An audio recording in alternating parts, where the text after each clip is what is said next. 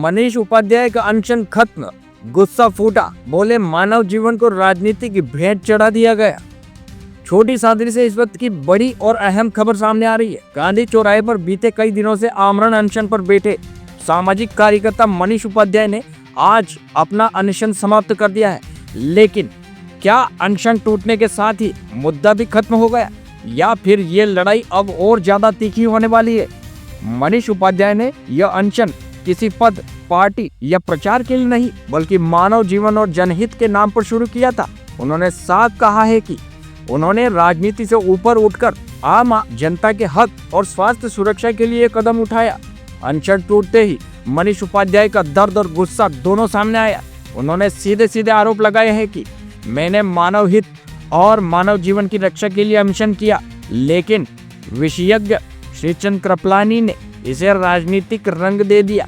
यानी सवाल अब सिर्फ मांगों का नहीं, सवाल ये है कि जनहित की लड़ाई अब राजनीति की फाइल में बंद कर दी जाएगी। अगर कोई नागरिक सिस्टम की खामियों को उजागर करे तो क्या उसे राजनीतिक मोहरा कहा जाएगा? और अगर कोई आमरण अनशन पर बैठे तो क्या उससे पहले उसकी नीयत पर सवाल उठेंगे, मांगों पर नहीं? मनीष उपाध्याय ने कहा कि उनकी लड़ाई आज भी अधूरी है। अनशन भले टूट गया हो, लेकिन सवाल, चेतावनी और जन आक्रोश अब और मुखर होगा। यहाँ सवाल प्रशासन से भी है।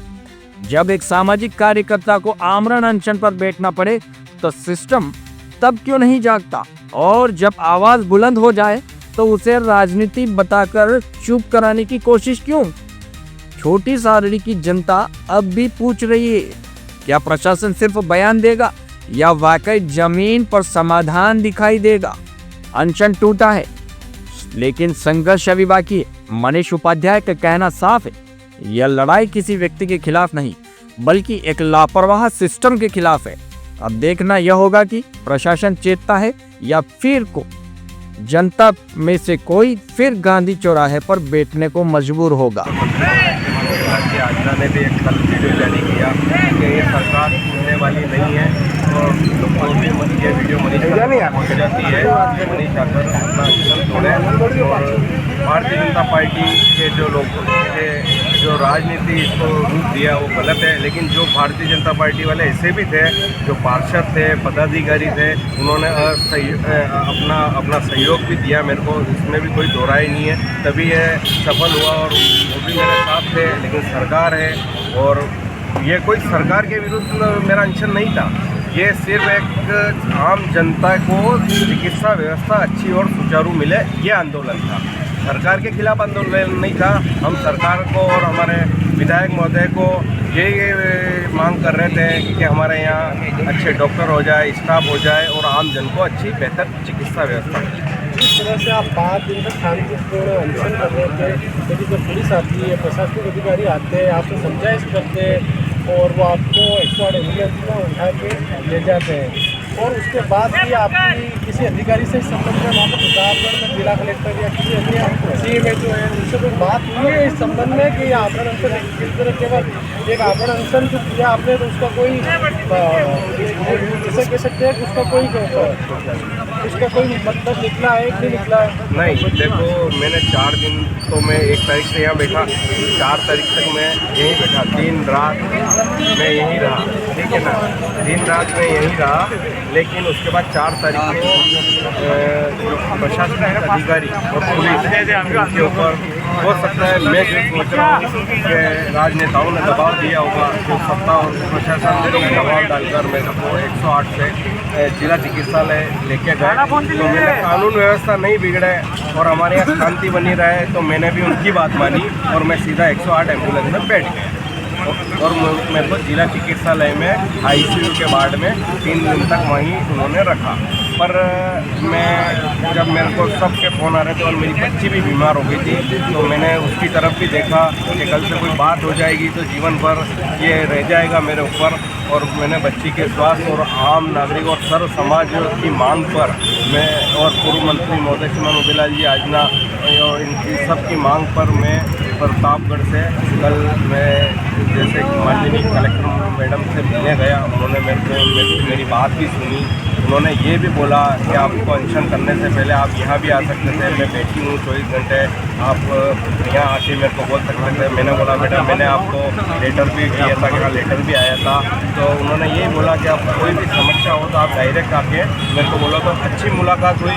उन्होंने मेरे को आश्वासन भी दिया कि मैं जल्दी से जल्दी आपकी इन मांगों जो आपकी मांगे हैं, जो आपने ज्ञापन दिया था एसडीएम साहब के यहाँ, वो ज्ञापन यहाँ आता है तो मैं जल्दी से जल्दी सरकार और प्रशासन से कहकर और आपने जो मांगे की है मैं पूरी करूँ। जिस तरह से आपको जिस दिन यहाँ से फुर्सत से ले जाया गया, उस दिन बीजेपी के जो जिला अध्यक्ष है उन्होंने फेसबुक पे एक पोस्ट डाली, उसमें आप ग्लूकोज का पाउच बता रहे हैं कि मैं ग्लूकोज ले रहा हूँ। इस तरह से वो कह रहे हैं कि जब आदमी ग्लूकोज ले रहा था आमरण अनशन कैसे कर रहा है। मेरी बात सुनो, जो हमारे यानी कि भारतीय जनता पार्टी के जिला अध्यक्ष श्रीमान महावीर सिंह जी कृष्णावत है, वो हमारे लिए सम्माननीय है, विचारधारा की लड़ाई है। वो ठीक है, भारतीय जनता पार्टी के जिला अध्यक्ष है और उन्होंने एक फेसबुक पे पोस्ट डाली ग्लूकोज।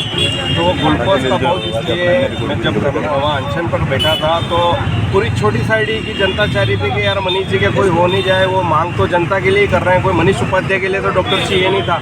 मनीष उपाध्याय के तो अभी भी बच्ची बीमार है, तो प्रतापगढ़ नर्सिंग होम में इलाज चल रहा है, पीलियड से पीड़ित हो गई है वो। तो महावीर सिंह जी कृष्णावत ने जो पोस्ट डाली, तो मैं उनको यही कहना चाहता हूँ कि महावीर सिंह जी, मैंने एक तो अनशन किया था, भोजन नहीं करूँगा, ठीक है। रही बात छोटी साइडी की जनता में से किसी ने आके मेरे को ग्लूकोज का पाउच दिया और मनीष जी आप ये ग्लूकोज लो, तो मैंने वो लिया नहीं, मैंने जेब में रखा।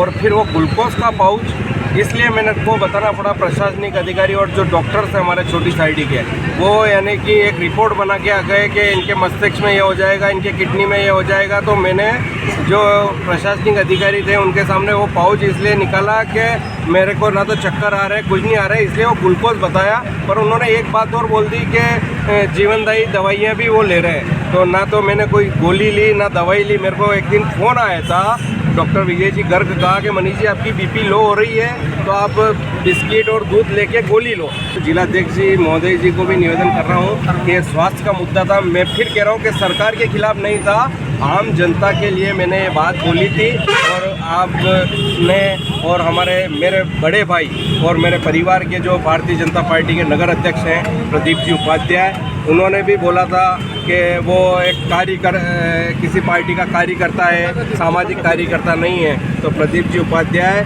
मेरे को तो अभी तक कांग्रेस पार्टी ने 5 सालों में किसी को कोई पद नहीं दिया, ना मेरे पास कोई ऑथराइज्ड लेटर आया है। तो मैं सामाजिक कार्यकर्ता हूं और सामाजिक कार्यकर्ता बन रहूँगा हमेशा।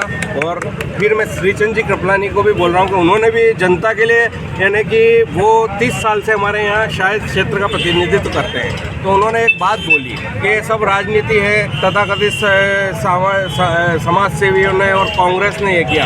कांग्रेस पार्टी के नगर अध्यक्ष को ना तो मैंने सूचना दी, ना वरिष्ठ मंत्री हमारे श्रीमान उदयलाल जी आजना को मैंने सूचना दी, हमारे छोटे भाई साहब मनोहर लाल जी आजना को भी सूचना नहीं दी, मैंने विक्रम भाई साहब को भी सूचना नहीं दी। मैंने ये सिर्फ सर्व समाज को सूचना देकर ये अनशन पे मैं बैठा। और उन्होंने ये भी बोला कि ये तो चुनाव आ रहे हैं नगर पालिका के।